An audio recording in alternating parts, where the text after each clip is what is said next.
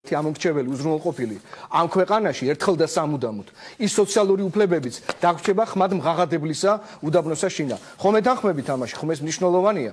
ეხლა მე მინდა აუდიტორიას მივმართო და ახალგაზრდებს ვკითხო. რას ნიშნავს საყოველთაობა და სახალხოობა და ესე ვთქვი, გამოკითხვა სრულიად ქართული საზოგადოებისა. მაშინ, როდესაც ინტერნეტწვდომა აღნიშნული პროექტის არ არსებობს, აი სანამ წამოვიდოდი სპეციალურად შევედი ინტერნეტში.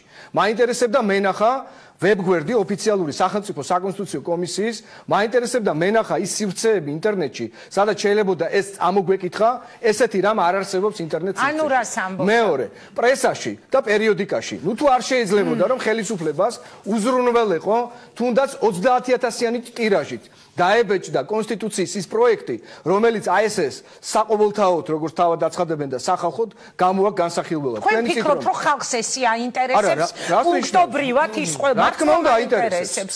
თქვენ ფიქრობთ, რომ ეს არის დაინტერესებული მოსახლეობა, რომ ყველა პუნქტი გაიაროს ესეთი ყველა პუნქტი არა. კიდევ ერთხელ ვიმეორებ, არის ძალიან მნიშვნელოვანი პუნქტები, რომელიც თითოეული მათგანის მომავალს და მათიშვილების მომავალს ეხება.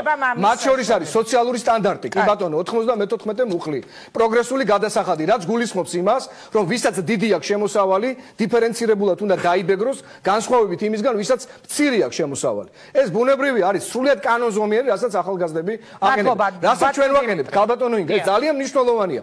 ჩვენ ვამბობთ, რომ მარადიული ღირებულებების ადგილია საქართველოს კონსტიტუცია და ეს საკრალური ტრიადა მამული ენა სარწმუნოება სადღეგრძელოებში კი არ უნდა გვახსენდებოდეს.